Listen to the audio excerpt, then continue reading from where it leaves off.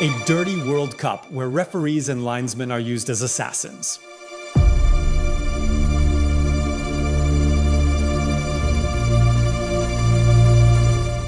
On July 19, 1966, Italy was eliminated from the English World Cup after a shocking defeat against North Korea. A result so unexpected that, for years, the term Korea in Italian football would always be associated with this debacle. But now, let's fast forward almost 36 years.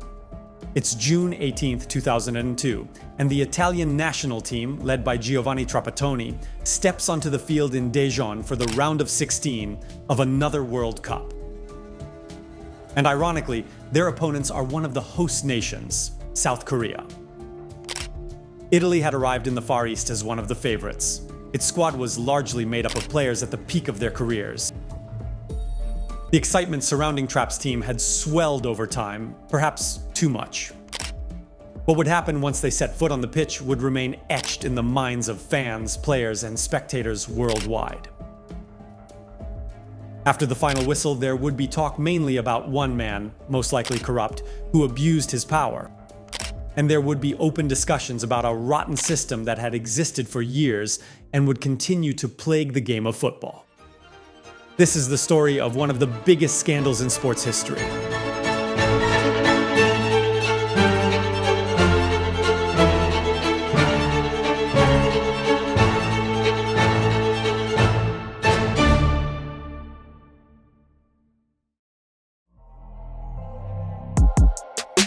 The Italian national team, looking to bounce back after the heartbreak of Euro 2000, was entrusted to Giovanni Trapattoni, one of the most successful coaches in Italian football history. The squad at his disposal was, without a doubt, one of the best in recent years. The qualifying group was anything but challenging, a modest group where the Italians didn't shine for their style of play, but still managed to qualify in first place. They headed to the Far East, despite a heavily booed 1-0 win over Hungary and Parma, a warning sign that perhaps the Italy camp didn't heed as they should have. How could a team featuring names like Totti, Del Piero, Vieri, Inzaghi, Maldini, Buffon, Nesta, and Cannavaro worry about a few lackluster results? Public opinion placed Italy among the favorites, alongside reigning world champions France and Argentina, led by Crespo and Battistuta. Historically, not a good omen. Problems, however, were quick to arrive. For instance, in an inconsequential test match against Uruguay in April, starting fullback Gianluca Pessotto was injured. A month later, when the final squad was announced, there was a surprise. Roberto Baggio, who had done everything he could to recover from injury to wear the Azzurri jersey one last time, was excluded from the 23-man squad. The fans were outraged, and Trap's explanations that he wanted to stick with his guys, those who had accompanied him on the journey to the Far East over the past 2 years, did nothing to appease them. The group stage was well within Italy's reach. It included debutants Ecuador and the wild cards Croatia and Mexico. Some struggles were expected, but Italy undoubtedly had the best offensive lineup in the tournament, even better than Brazil's when you factored in the substitutes. Despite a lineup far from attack-oriented, as per Trapattoni's tradition, Italy won 2-0 against Ecuador without overexerting themselves, missing several chances for a third goal. Everything changed at the start of the second match. Italy played poorly against Croatia. Despite having top players, the national team wasn't as invincible as everyone thought. Moreover, another adversary came into play, a class of referees that left much to be desired. Two questionable incidents occurred in the second half. With the score still tied, Vieri scored to make it 1-0. The goal was clearly valid, but the linesman raised his flag. Offside. 5 minutes later, Vieri scored again, this time legally. Italy led. However, what could have been the goal that secured qualification became the turning point in Italy's World Cup. The Italian defense faltered, and within 3 minutes, Olic and then Rapajek outplayed Materazzi, overturning the scoreline. At that point, on top of Italy's mistakes, bad luck and something else came into play. First, Totti hit the inside of the post from a free kick. Then, with just seconds left, Materazzi launched the ball long to Inzaghi. Super Pippo, who had started in an onside position, didn't even touch the ball, which slowly rolled into the net. It would have been the equalizer, but once again, the same assistant referee as England's poll ruled it out. This time for a foul. It ended 2-1, and someone in the depths of Ibaraki Stadium began to suspect that not everything in this World Cup was above board. Something wasn't right. For example, in the match between Brazil and Turkey, with the Brazilians struggling to break the deadlock, the South Korean referee awarded a penalty to the South Americans in the 86th minute for a foul that occurred half a meter outside the box. And the South Koreans themselves seemed to be aided not only by their home crowd, but also by some compliant officiating. Already in their victorious debut against Poland, there was a sense that the excessive physicality of the Korean players was being tolerated beyond the limits. But the first clear sign that something was amiss came in the third match of Group D. In the decisive match against Portugal, the Argentine referee Sanchez allowed countless borderline fouls from Hiddink's men to go unpunished, limiting his response to a few yellow cards. The Portuguese, frustrated by the provocations, lost their composure, and within 30 minutes, João Pinto was shown a straight red. In the second half, with the score still 0-0, Beto also received a red card. The Koreans scored shortly after, and despite Figo hitting the post, Portugal was out.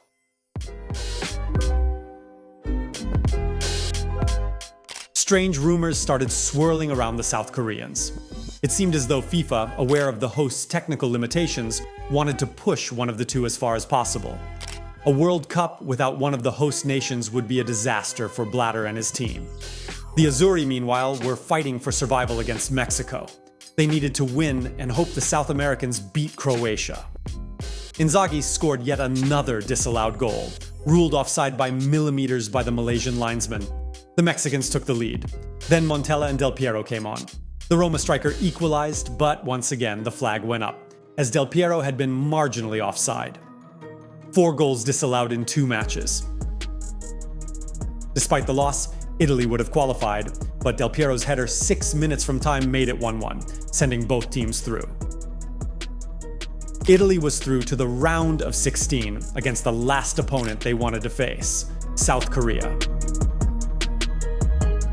Even Japan advanced to the round of 16, but the attention and suspicion were all focused on the other hosts. But they weren't the only ones under scrutiny. For instance, Brazil, having controversially overcome the only real obstacle in their group, faced Belgium in the round of 16. The Red Devils defended well and took the lead in the 35th minute through Wilmots, but the referee inexplicably disallowed the goal. The Belgians didn't understand why, but the match remained 0-0. Belgium held out, only to concede 2 goals in the second half and exited amidst controversy. Even before the quarterfinals began, it was clear that the most likely candidates for the final were Brazil and Italy. However, Italy first had to overcome the hosts. Supported by an entire nation, but not only that, Hiddink's men seemed to be running twice as fast as Trapp's boys. Tension and suspicions were growing. After 2 poorly officiated matches, the Italian Football Federation, FIGC, demanded an experienced international referee. In response, an unknown Ecuadorian was assigned. His name was Byron Moreno, and unfortunately, he would become the leading actor in Italy's disastrous World Cup. June 18, 2002. The World Cup stadium was red-tide. The banner, again Korea, reminded Italy of the unfortunate events of 1966. Trapattoni, with his holy water on the bench, was playing the most important match of his career as coach with 3 forwards, Vieri, Totti, and Del Piero, though the Juventus playmaker essentially played as a 5th midfielder. After just 2 minutes, Moreno made it clear what Italy was up against. At the first foul, he showed Coco a yellow card. Seconds later, from the resulting free kick, Panucci and Seoul tussled. For the South American referee, there was no doubt, penalty. An stepped up to the spot, aiming to cross the shot, but Gigi Buffon saved it, tipping it wide for a corner. The missed penalty galvanized Italy. Totti delivered a corner into the area, and once again Bobo Vieri rose above everyone to head Italy into the lead, silencing the home crowd. In the second half, Hiddink sent his team on the attack. Coco took a blow to the head and had to play with a massive bandage. Zambrotta was fouled from behind in a challenge that should have resulted in a red card, but from Moreno's pocket came nothing. The hosts played with unprecedented aggression, well beyond the limit, and Moreno tolerated everything. With just 3 minutes left in regulation time, Panucci gifted the ball to Seoul, who made it 1-1. Before the final whistle, Vieri had an incredible chance but missed it. Extra time. Like Portugal in the group stage, Italy began to lose its composure. On the bench, Trapp continued to whistle non-stop. Gattuso was subjected to a taekwondo-like blow from his marker, and then missed the qualification goal, thanks to a miraculous save from Lee. In the midst of all this, the game-changing moment arrived. Totti broke into the penalty area, and the defender made contact with both the ball and the player. For Moreno, there was no doubt, simulation.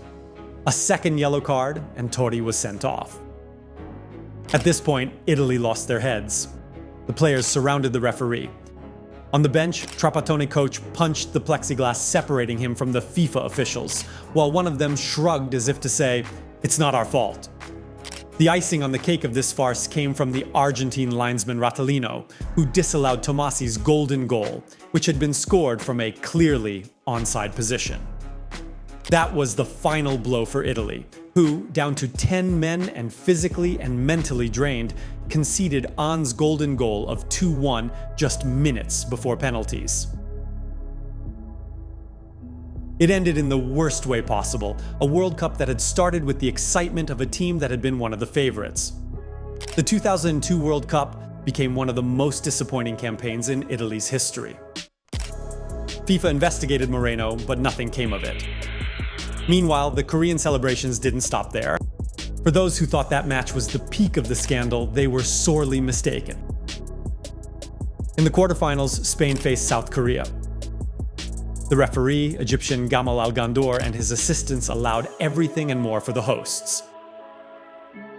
After a brutal challenge by Seoul on Puyol with the ball out of play, Spain took the lead through Baraja, but the African referee disallowed it for inexplicable reasons.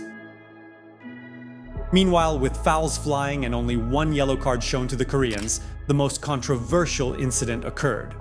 Joaquin crossed the ball along the touchline, and Moriente scored. That goal would have sent Spain to the semifinals. Instead, the linesman raised his flag, claiming the ball had gone out of play, but the replay clearly showed the ball was fully in. In the second half of extra time, the other assistant completed the job, flagging Joaquin offside in front of the goalkeeper. The position was clearly onside, but it didn't matter. In the penalty shootout, the Iberians were sent home. South Korea's dream run ended against Germany, 1-0, goodbye to glory. But not before they managed to get the best player of the World Cup so far, Michael Ballack, booked, putting him out of the final. And what about Moreno? In September of the same year, he was accused of fixing the big match in the Ecuadorian League between Barcelona and LDU Quito. Between non-existent penalties and 13 minutes of stoppage time instead of 6, he managed to help the capital team win with a comeback. Proven suspicions led to a lifetime ban, but only after another curious episode. On January 9, 2003, Moreno was invited as a special guest on the Rai TV show Stupido Hotel. Noi invece diciamo a fio di un...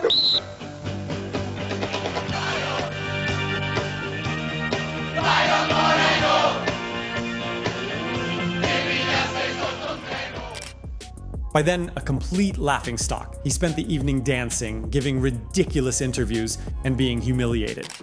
He faced further humiliation at the famous Sento Carnival, where he was pelted with spit, eggs, and fruit. But the former Ecuadorian referee was not one to get flustered. Used to insults, nothing seemed to bother him. Always the same face, always that irritating and arrogant look. An icon of a World Cup that all of Italy wished to forget. It took almost 9 years for something to wipe that look off his face. On September 21, 2010, as he tried to enter the United States, the DEA, the Federal Drug Enforcement Agency, found him in possession of 6 kilos of heroin. He was sentenced to 2 years and 6 months and was released early for extradition to Ecuador. There, he faced another investigation, this time for tax evasion. The final stop in the shameful career of the most hated man in Italian football history. The symbol of a World Cup that would go down in history as one of the greatest sporting disgraces of all time.